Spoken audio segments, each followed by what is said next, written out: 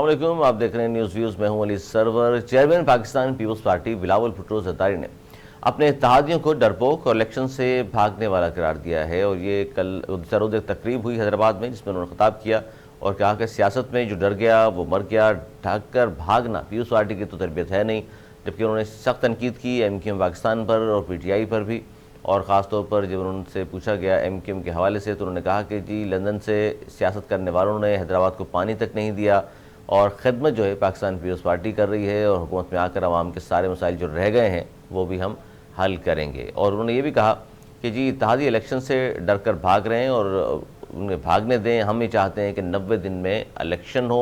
जबकि MQM की ये हालत हो गई है कि जमात इस्लामी से 2 टाउन्स भी वो नहीं जीत सके। अब इस तनकीद का मकसद क्या है? या तो इलेक्शन मुहिम शुरू की गई है इसलिए वो तनकीद कर रहे हैं, या इसमें कुछ हकायक हैं, या MQM से इतना फासला हो चुका है पाकिस्तान पीपल्स पार्टी का जो कुर्बतें थीं, क्योंकि हुकूमत में ज़ाहिर साथ थी MQM पाकिस्तान भी और पाकिस्तान पीपल्स पार्टी भी।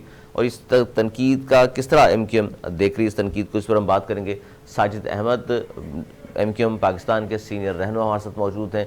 बहुत शुक्रिया। साजिद अहमद साहब, क्या कहेंगे कि MQM जिस तरह कहा उन्होंने बिलावल भुट्टो ज़रदारी साहब ने कि हमारे जो इत्तेहादी थे यानी हुकूमत में जो शामिल लोग थे वो डर कर भाग रहे हैं इलेक्शन से, जबकि पीपल्स पार्टी ऐसा नहीं चाहती और वो चाहते हैं 90 दिन में इलेक्शन हो। क्या कहेंगे सर? जी, अच्छा, एक तो ये कि अभी जो गुज़श्ता दिनों सेंसस हुए थे, हम डिले नहीं चाह रहे। हम MQM पाकिस्तान चाहती है कि टाइम पर इलेक्शन हो, ठीक है ना, 90 दिन की इलेक्शन हो, अंदर इलेक्शन हो, ठीक है ना। और ये पूरा इख्तियार, ये domain election commission of Pakistan का है, ठीक है ना। MQM ने कह रही है कि ठीक है आप 90 दिन में इलेक्शन करें, लेकिन गुज़श्ता दिनों जो सेंसस रीसेंसस हुए दोबारा से 2017 के बाद दोबारा 2021-22 शुरू हुए सेंसस, वो MQM की कोशिशों काविशों की वजह से कराची की आबादी 70 लाख बढ़ गई है, ठीक है ना, वरना आधी आबादी वैसे ही कट कर दी थी। अभी भी मैं इस सेंसस से डाउट है कि इससे मजीद आबादी 1.5 करोड़ और बढ़नी चाहिए थी, 1-1.5 करोड़ के करीब तकरीबन। लेकिन बहरहाल, अच्छा तो हम अब ठीक है, डिलिमिटेशन अब वो हो गए, सेंसस हो गए।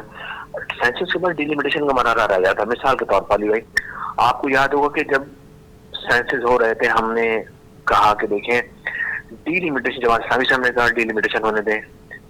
आप मुस्लिम लीगों से और जो भी पॉलिटिकल जमातें कराची के अंदर पाकिस्तान की काम कर रही हैं, सियासत कर रही हैं, पॉलिटिक्स कर रही हैं, उनसे सबसे कहा कि भाई आप फिलवक्त रुक जाएं, डिलिमिटेशन होने बल्दिया जो यूसीज लेवल पर, क्योंकि अगर डिलिमिटेशन नहीं होगी तो 57 यूसीज कम हो रही हैं। इस बात को समझे हमारी, लेकिन किसी ने हमारी बात पर तवज्जो नहीं दी। फिर हमने भी कहा कि ठीक है, हम 56 यूसियां कम लेकर इलेक्शन में क्यों जाए। देखिए, पीपल्स पार्टी की धांधली का, उनकी अज़बियत का, उनके पूरे मामला का मैं अंदाजा था कि AC, DC, IG, DIG सब सिस्टम का बैठा हुआ है, सब यहाँ पर बिठाया गया क्योंकि CM से उनके थे। लेकिन पहले जब हमारी बात जमात इस्लामी ने सुनी तो आपने देखा कि जब बल्दियाती इलेक्शन हो गए उसके बाद जमात इस्लामी को 30 वोट कम पड़े, 30-32 वोट कम पड़े, तो उन्होंने PTI के पास गए। PTI के 30 लोगों ने हिमायत की, लेकिन उनका सॉफ्टवेयर चेंज हो गया तो इनको सपोर्ट नहीं कर सके। तो अगर वो 56 सीटें अपनी जमात इस्लामी की होती, 57 सीटें जो कि डिलिमिटेशन ना होने की वजह से उनको ना मिल सके, नुकसान हुआ। आज देखे जमात इस्लामी वही रोना रो रही है कि हमारे पास इख्तियार नहीं है, हमें काम नहीं करने दिया जा रहा। तो भाई, कल तक हम ये बात इसलिए कर रहे थे कि MQM गुज़श्ता 4 साल वसीम अख्तर के थे, उसमें हम ये सब कुछ भुगत चुके हैं। उसमें हम सुप्रीम कोर्ट ऑफ पाकिस्तान गए, हमने ऑपरेशन लगाई, क्या कहते हैं अपना आइन के आर्टिकल 140A के तहत कि बल्दियाती इदारों को फाइनेंशियल, एडमिनिस्ट्रेटिव, पॉलिटिकल पावर मुकम्मल तौर पर दिए जाए, ठीक है ना। वो हम जंग लड़ते रहे।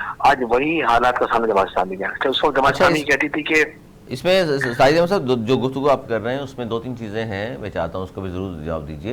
एक तो आपने कहा कि ज़ाहिर डिलिमिटेशन होनी चाहिए और आप डर नहीं रहे, बल्कि आप चाहते हैं 90 दिन इलेक्शन हो, लेकिन ज़ाहिर हल्काबंदियाँ हो जाएं तो बेहतर है। जिसको उन्होंने कहा कि डर गए, आप शायद भागने चाह रहे हैं। अगर हल्काबंदियाँ नहीं भी होती, अगर 90 दिन इलेक्शन करा दी जाते हैं तो आपको तैयार होना चाहिए, भागना नहीं चाहिए। दूसरा, मुश्तरका मफाद कौंसिल में तमाम लोग बैठे हुए थे, पीपल्स पार्टी ने भी वहाँ दस्तखत किए थे और MQM वाले भी मौजूद थे, ज़ाहिर आपकी पार्टी मौजूद थी। तो ये बता दीजिए कि 1.5 करोड़ आबादी यानी कि 3.5 करोड़ आबादी अगर कराची की हम सब मानने को तैयार हैं, तो 1.5 करोड़ आबादी अभी भी कम है। तो आप क्या मुतमईन हो गए 2 करोड़ पे और आपने वहाँ मुश्तरका मफादात कौंसिल में दस्तखत कर दिया आपने कि जी ओके? देखिए, ये हमने ओके वगैरह कुछ नहीं किया। अब ठीक है, इतनी प्रैक्टिस के बाद के यकीनन हमारी पहली बात सही थी। जब 2017 में इलेक्शन जो सेंसस हो रहे थे, उसमें हम कह रहे थे कि जो फॉर्म भर लेकर आ रहे हैं सेंसस वाले, उसको फ्री पेंसिल से कर रहे हैं। ये बहुत बड़ा क्वेश्चन मार्क था, हमने सब कोल किया। उसके बाद सेंसस के बाद जब रिजल्ट आया और 1.5 करोड़ की आबादी कम कर दी गई, 1 करोड़ 49 की आबादी शो की गई और बाकी आबादी गायब कर दी गई, यानी कि मर्दों के ना या औरतों गायब कर दी गई, शायद औरतों के ना मर्दों गायब कर देगा, ठीक है ना। तो ये तमाम के तमाम रिजर्वेशन हमारी थी। हम सुप्रीम कोर्ट फला फला जहाँ जहाँ जो मुताल्लिका इदारे थे, सेंसस डिपार्टमेंट था, हमने हर जगह वहाँ गए, आवाज उठाई। यकीन वो अच्छा, इसमें साहिद साहब ये भी साथ साथ क्लियर कर दें, जो आबादी की हम बात करते हैं बार बार कराची की, जो आबादी कम गिनी जाती है, और इस बात तो गवर्नमेंट में वफाक में आप लोग मौजूद थे और बार बार आप लोगों ने एक्सटेंड कराया और 15 दिन बढ़ा दिए, फिर 15 दिन बढ़ा दिए, इस तरह करके आबादी भी फिर उसके नतीजे में बढ़ी है। अच्छा, अब चूंकि आप वफाक में मौजूद थे, तो वफाक की हुकूमत का इस हवाले से क्या कहना था कि जिन ये हो क्या रहा है कि 15 दिन बाद एक्सटेंड कराते हैं तो आबादी बढ़ जाती है, वरना फिर आबादी रुक गई थी 1.5 करोड़ से भी नीचे, तो कर कौन रहा था ये, ताकि आप लोगों को बता सकें? हमने ये आर्टिस्ट हमने वफाकी जो साबिक प्राइम मिनिस्टर थे शहबाज शरीफ साहब, उनसे जाके हमारी टीम मिली और उन्होंने उनको बताया कि देखें, जो हाई राइज बिल्डिंग है ना, 3800 सन डिटेक्स नहीं है, अब जब मैं थोड़ा सा मिस हो रहा है, 3800 ऐसी कोई हाई राइज बिल्डिंग थी, वो नहीं गिनी गई है। उन्होंने वफाक से खुफिया टीम भेजी, उसने जाके वर्किंग की, उन्होंने वाकई में नहीं गिनी गई है। तो ये रीसेंसिस हुए दोबारा से, यानी कि पहली बार हमारी सही थी ना, तो यकीनन पहले तो उन्होंने नहीं। इसमें ये कहना चाह रहे हैं पीपल्स पार्टी मुलविस थी, क्योंकि जो स्टाफ दिया गया था जाहिर है उस गवर्नमेंट की तरफ से हायर किया गया होगा ना। अब देखिए, मैं आपको बताऊं, जिस वक्त सेंसस हो रहे थे और उनको ये अंदाजा था कि वाकई में कराची की अगर रेल आबादी सेंसस डिपार्टमेंट ने शो कर दी तो फिर रूरल्स के शॉर्ट हो जाएगा, सही ना आबादी। तो याद है ना, सीएम सिंध बहुत ज्यादा उस वक्त उस जमाने के अंदर गुस्से में थे कि हमें इत्मीनान मिले और सही काउंटिंग नहीं हो रही। उसका मतलब ये कि भाई आप इंटीरियर सिंध को कम ना करें, देखो ऑलरेडी वो कराची के मुकाबले में कम आबादी नहीं होगी, कराची की आबादी में कम मुकाबले, लेकिन बहरहाल इनका एक रसूख का गेम चेंजर थे जरदारी साहब जमाने के अंदर, और अभी भी नहीं पता आज भी है नहीं। दरअसल वो एक उनके एक सिस्टम था उनका पूरा।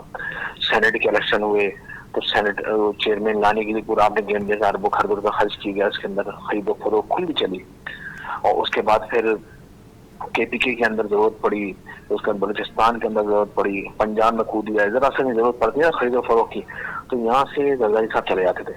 मैं बड़ा हैरान हूँ, मैं बहुत ज्यादा हैरान इस बात पर हूँ कि 15 साल था, आज मैं सुनूँ ना एहतसाब हो रहा है और पकड़ धकड़ हो रही, मैं हैरान इस बात पर हूँ कि 15 साल तक खुल के लूटमार पाकिस्तान पीपल्स पार्टी सिंध के अंदर करते रही, और हम आप अगर हमें गेस्ट बुलाते थे, आप एज एंकर खुद उसकी आवाज बुलंद करते रहे।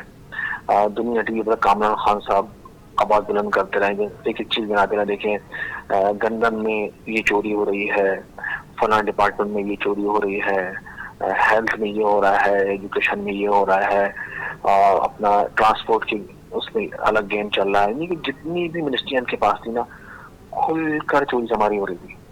लेकिन मैं हैरान हूँ कि क्या इदारों में इसको आंखों पट्टी बांधी हुई थी।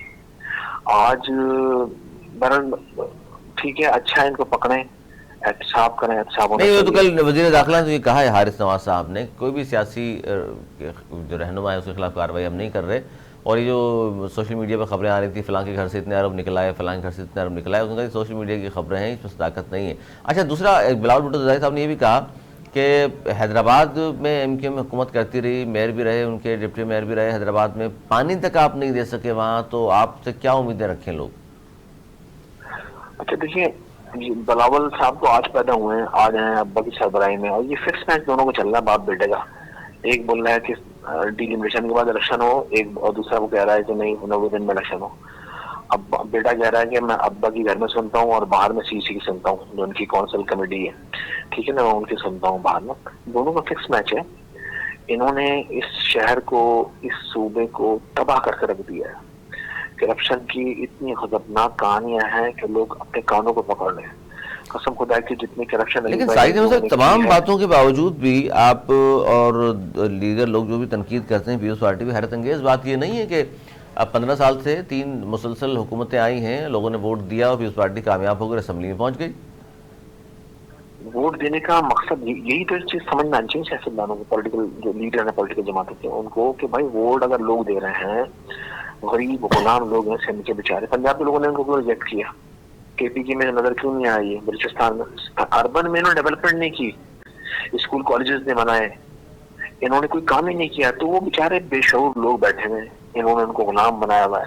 इतनी तो ये बड़ा इल्जाम है आपका क्या अंदरूनी सिंध में मैं बता रहा हूँ बेशऊर लोग हैं? बेचारे शौर नहीं है, गरीबों को दिया ही नहीं लोगों ने, एजुकेशन नहीं दिया उनको, उनको उनको उनको कुछ भी नहीं दिया ना बेचारों को, तो इसलिए उन बेचारों गरीब लोगों में शौर नहीं आ सका, ठीक है ना। और यही वजह है कि वो गरीब लोगों को इन्होंने गुलाम बनाया हुआ है।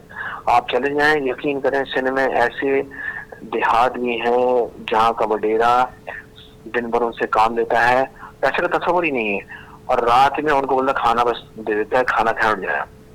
लेकिन हजारों स्कूल्स और कॉलेजेस अंदरूनी सिंध की, अगर अंदरूनी सिंध से मुराद जो दीगर अजला हैदराबाद के बाद, वहाँ पर हजारों स्कूल मौजूद हैं, कॉलेजेस मौजूद हैं, यूनिवर्सिटीज बनाई हैं। देखिए जो अर्बन से इलाके टच कर रहे हैं ना, रूरल के, वो तो फिर भी वो समझते हैं चीजों को, एक गरीब सिंधी समझता है कि यार ये ज्यादती नाइंसाफी हो रही, ठीक है ना। लेकिन अगर आप अंदर चले जाए थोड़ा सा ना, जो गोड है, देहात है, वहाँ की इतनी एफआईआर कटवाते हैं, जो सर उठाने की कोशिश करता है ना, मिसाल के तौर पर कोई पीटीआई काम करना चाहे उसका बेटा गर्क कर देते हैं, कोई एमक्यू का काम करना चाहे, कोई जीडी का काम करना चाहे, कोई पीर वगैरह का काम करना चाहे, तो ये सर उठाने दे रहे अंदर।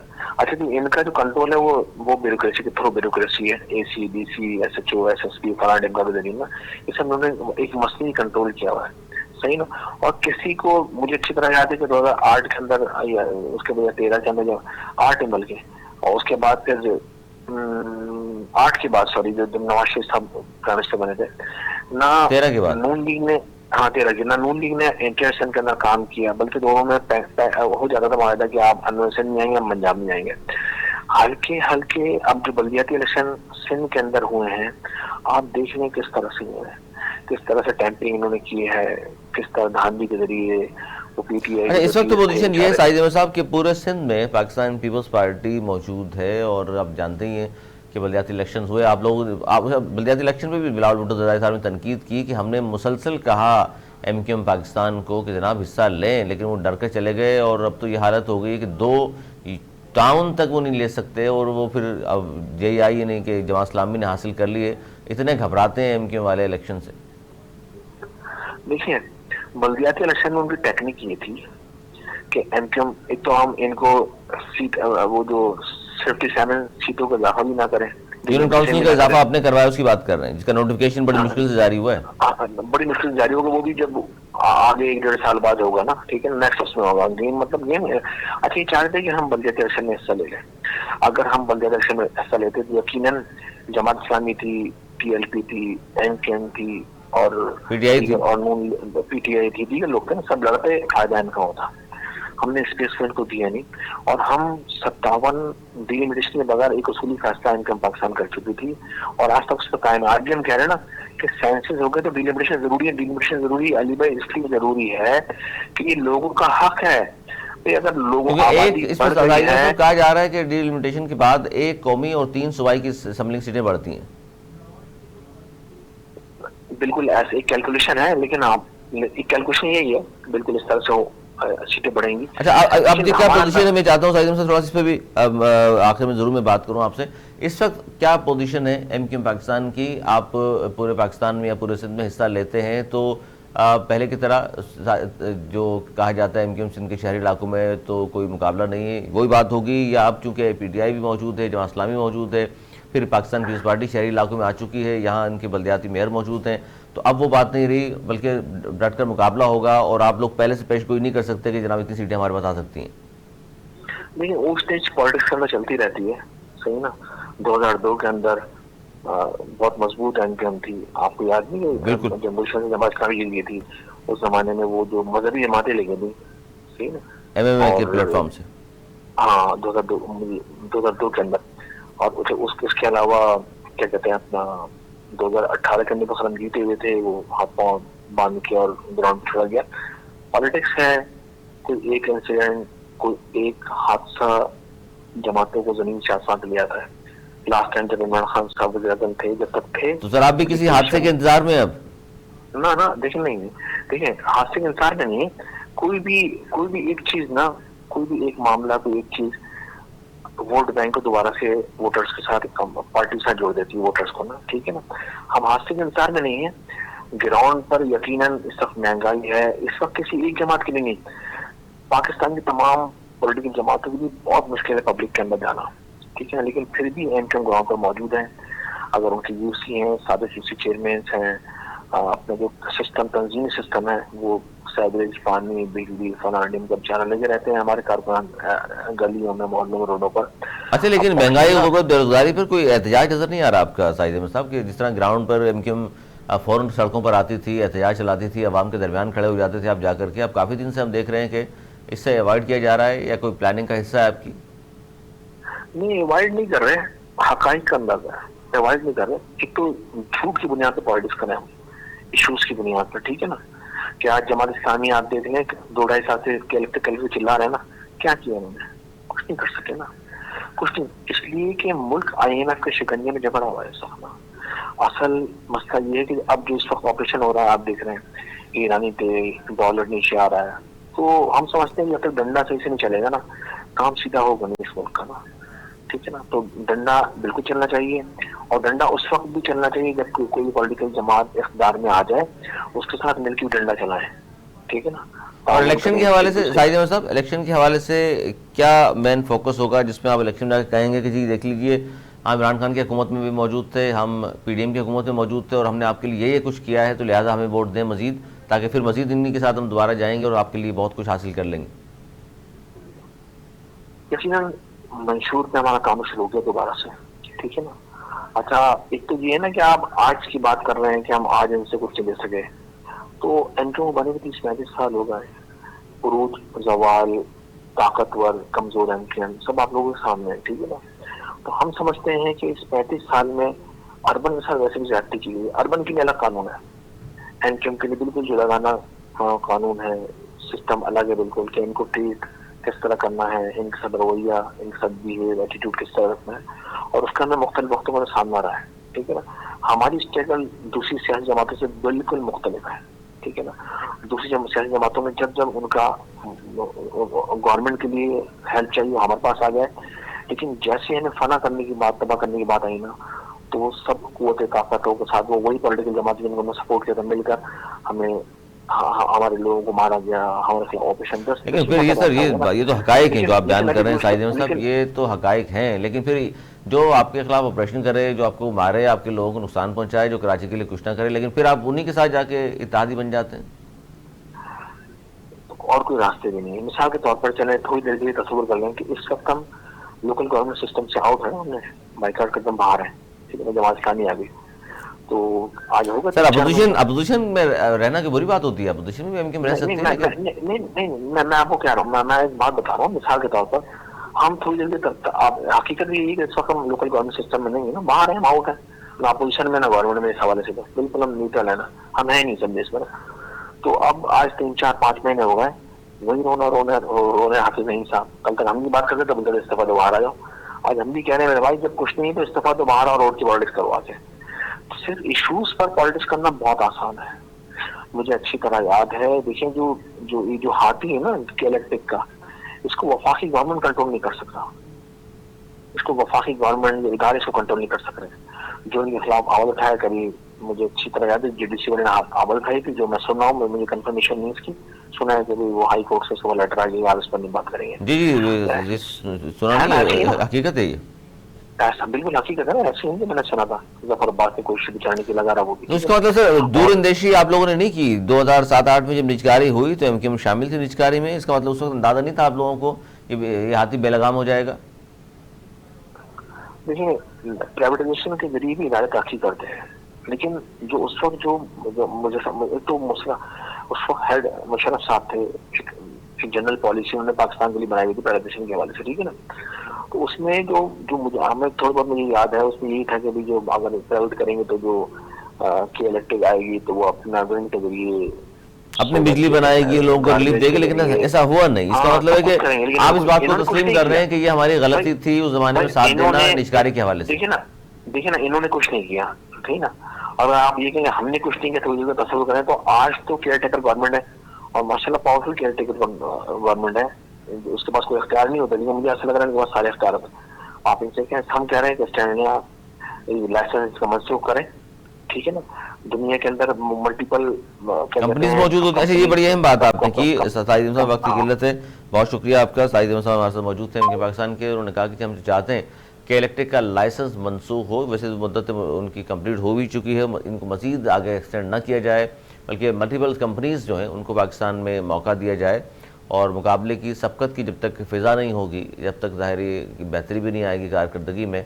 और आज एमक्यूएम इन बातों को तस्लीम कर रही है कि जो निचकारी की गई कि इलेक्ट्रिक की, उसको भी गलती थी हमारी। और दूसरा, बिलावल भुट्टो ज़रदारी ने जो तनकीद की एमक्यूएम पाकिस्तान पर, उसका भी एमक्यूएम पाकिस्तान की जानिब से जवाब आ रहा है, अनीस कायम खानी साहब की शक्ल में, साहिद अहमद साहब की शक्ल में। और वो अनकरीब आप देखेंगे प्रेस कॉन्फ्रेंस भी होगी जिसका वो जवाब देंगे, क्योंकि बिलावल भुट्टो ज़रदारी ने उनका जो भी इत्तेहादी थे, अगर इलेक्शन से वो भाग रहे हैं तो जो डर कर भागेगा, यानी कि डर गया वो मर गया। तो लिहाजा हम तो चाहते हैं कि 90 दिन में इलेक्शन हो और पाकिस्तान पीपल्स पार्टी आइन के साथ खड़ी। आज तक इतना ही। अगर प्रोग्राम तक के लिए मुझे और मेरी टीम को दी इजाज़त, मौलाना के बाद।